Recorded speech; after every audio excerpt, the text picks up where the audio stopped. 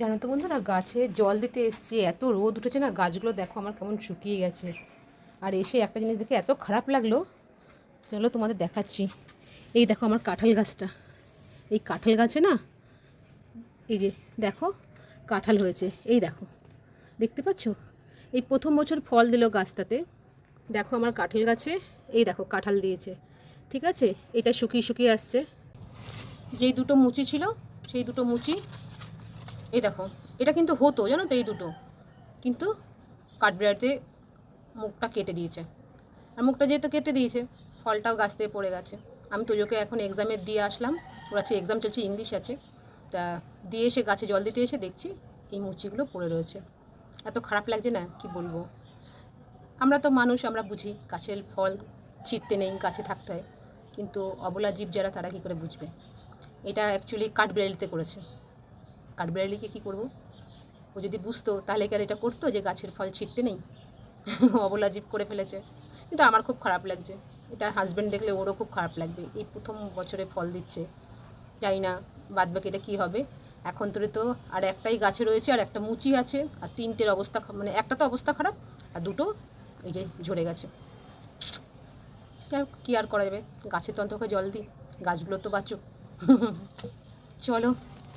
তবে কেন পায় না বিচার নিহত গোলাপ, বিন্তু থেকে ছিঁড়ে নেয়া নিহত গোলাপ।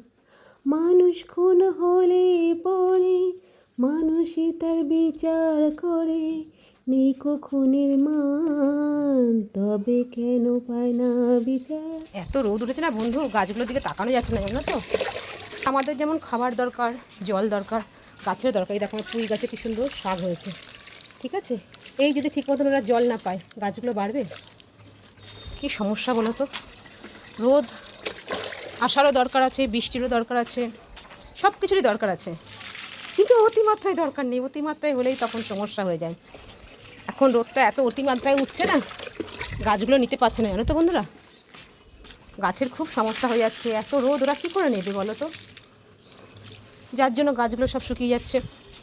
এই জল দিচ্ছি, এই মাটি শুকিয়ে যাচ্ছে, জানো বন্ধুরা। দেখো আমার বেলি ফুল গাছে ফুলও আছে, কড়িও আছে। এইটা রোদের তাপে যদি নষ্ট হয়ে যায়, খারাপ লাগবে না বলো তো। তাই জন্য তো গাছে একটুখানি জল দিয়ে রাখছি, যাতে অন্তপক্ষে গাছগুলো বাঁচুক। তিনটে তো কাঁঠালের মুচি আমার নষ্টই হয়ে গেল, কী করা যাবে। কাঠবিড়ালিকে তো আর কিছু বলা যাবে না, অবলা জীব।